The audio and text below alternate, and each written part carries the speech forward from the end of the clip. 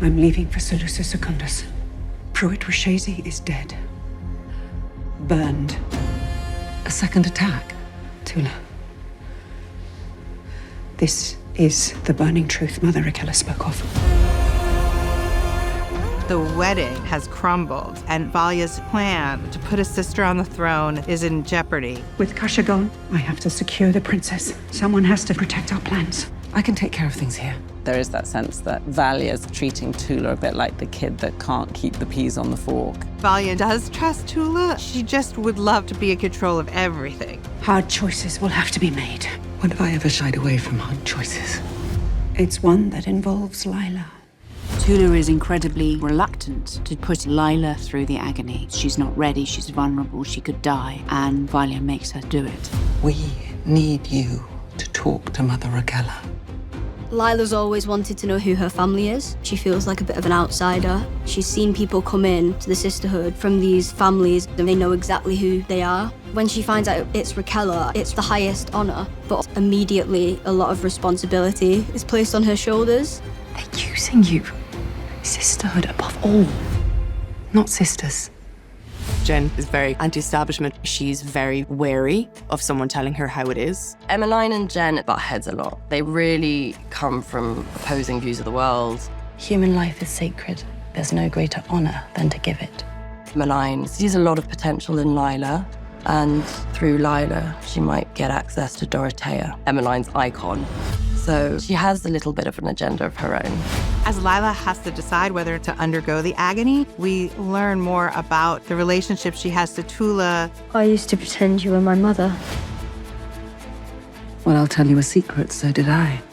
Lila really looks for solace in Tula and comfort. Lila is told the only way to reunite with her mother is to go through the agony. And that's the piece that they use to make her take the big step towards it. For Lila, the agony was so far into the future, so when it's quite daunting. Chloe's an amazing actress. She wasn't afraid to go deep and touch the darkness of the emotions of the scene. She starts to think about, is this really going to be the end of my life? When she lies on that table and Tula is there, Just follow my voice. she knows that she's going to get through it. I've been waiting for you. Dorothea throws her off track. In the second episode, Desmond is still kind of a mysterious presence. You made your feelings regarding Pruitt Rashesi and the wedding very clear. Desmond's way of political operation is he's going to tell the truth about everything he does. I did not tell you to kill that boy, but you wanted me to. The Emperor wants nothing to do with that because that could get him in great trouble. This is madness. Desmond Hart starts to feel like a fanatic to him. Guards! Arrest him. There's a lot of fireworks underneath the surface of Valya and Desmond's first meeting. Did you kill Reverend Mother Kasha? I saw the corruption in her heart. The same way I see the blood trailing your every step. She is enemy number one for Desmond. Valya knows that there is a power working behind him that she hasn't discovered yet. See? But she knows if I just keep following the logic, I will find it. Thank you, Mother Superior. I think we've heard all we need to. Natalia doesn't trust the sisterhood. She sees Carino as being almost involved in a kind of coercive relationship. There's a sense of intrigue for Natalia about Desmond. It's really about political expediency. Why not let me show you how I would humble those who try to take from you? He quickly learns that he has a weapon, essentially, in Desmond Hart that can be harnessed and used to Carino's advantage. Carino is slipping through our grasp, and he needs to be reminded of our value.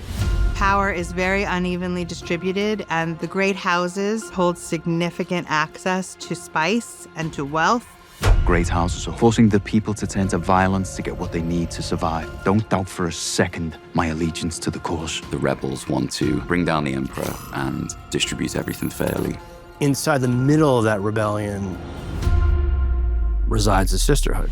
We empower the great houses to maintain order and allow rebellion to keep that power in check.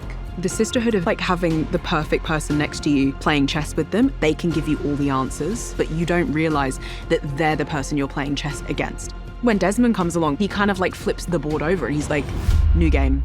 House Carino no longer requires your services. Valya assumes she will outmatch Desmond. Take out your blade. Drive it into your throat. Desmond is resistant to her power. I always wondered what your greatest fear would be. Now I have seen it. What is really driving Desmond is one of the central mysteries of the show, and something we'll have to explore as the series unfolds.